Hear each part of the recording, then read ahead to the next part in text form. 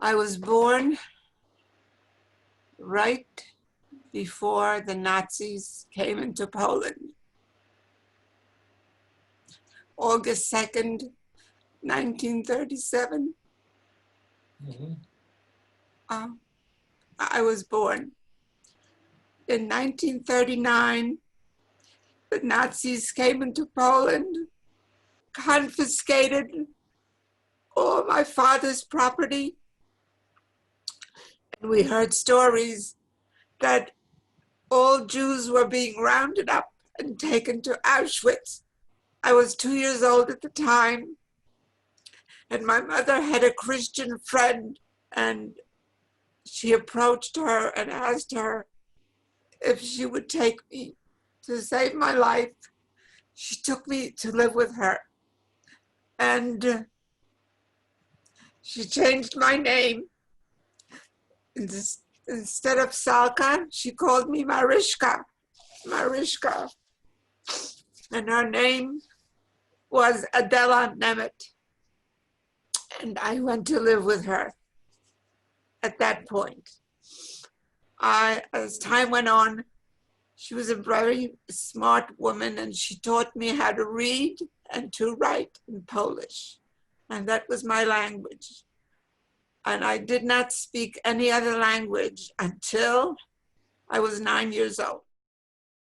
An early memory that I have when I lived in Krakow is a little boy next door to where I lived wanted to play with me. I may have been 5 years old at the time, and I didn't want to play with him because he was a rough kid.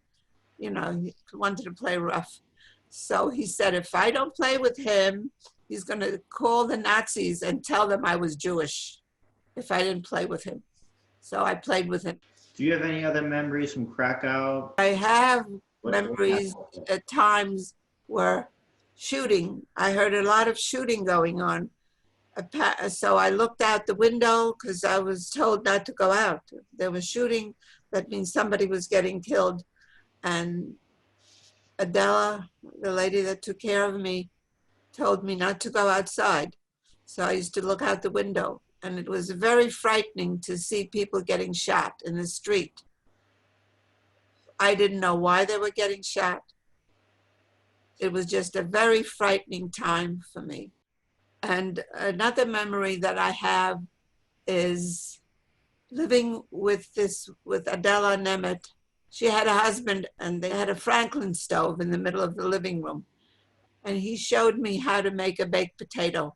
He showed me how to wash it with a brush, and then put it into the Franklin stove. And I was afraid of it because it was hot.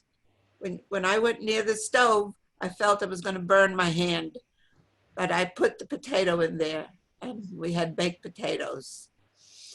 Meanwhile, my biological family, most of them were killed and taken to Auschwitz and killed by the Nazis. I had an older brother. His name was Herschel. He was also taken to Auschwitz, and I never saw him again. So I assume he was killed in Auschwitz. My father came from a large family. There were 11 children. Out of the 11 children, 3 survived. My 3 aunts, they were my father's sisters. One was Rose, Regina, and the other one was Sophie. I know that Rose was hidden on a farm. She was never in a concentration camp. Sophie was, but Rose was living on a farm, and I believe Regina also.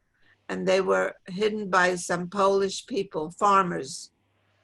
Sophie was in Auschwitz, but they allowed her to live because she sewed. She was a wonderful seamstress, and she sewed uniforms for the Nazi soldiers. So they fed her, and she was allowed to live.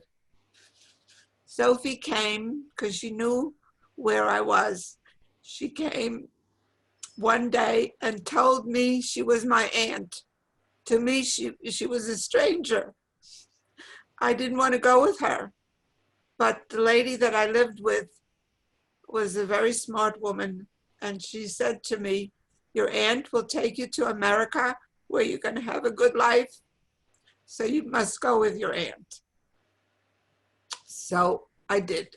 So we went to Germany by train, and we went to a place called Feldafing.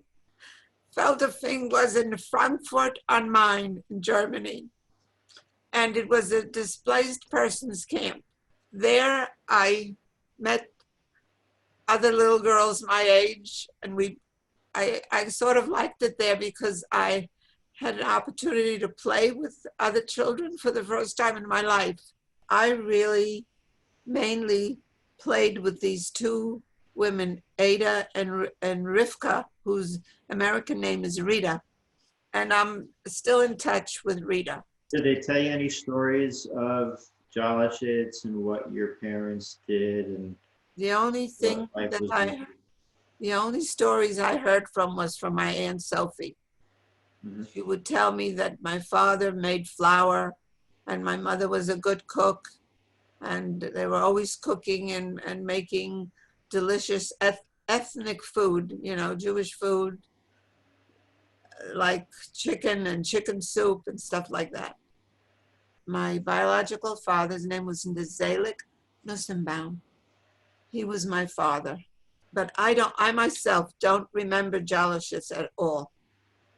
I remember Krakow, where I lived with Adela Nemeth and her husband. I have some memories of that.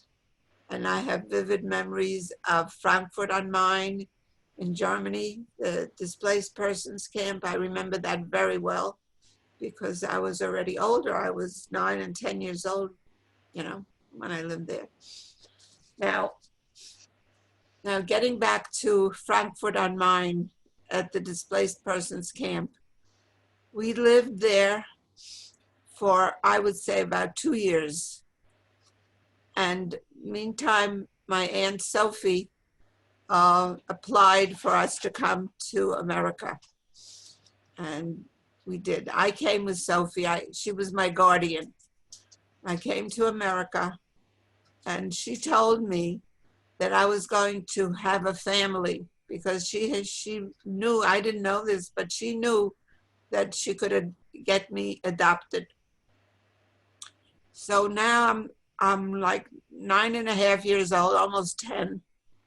And I remember Sophie taking me to this Philip and Sadie Nordenberg. They were a Jewish couple who had no children. Very nice people who turned out to be the most wonderful parents I could ask for. And they adopted me at that time. So it was already 1949 when I got adopted by the Nordenbergs. And they were very good to me. And they encouraged me to become something important. Okay. Do you have any other memories of Poland or Germany that come to mind? No, Okay. not right now. If I Thanks, think of Mom. anything else, I'll call you. All right, Mom. Thank you. Du bist viel wie ein Indianer, bist da viele Galizianer, sag ich, das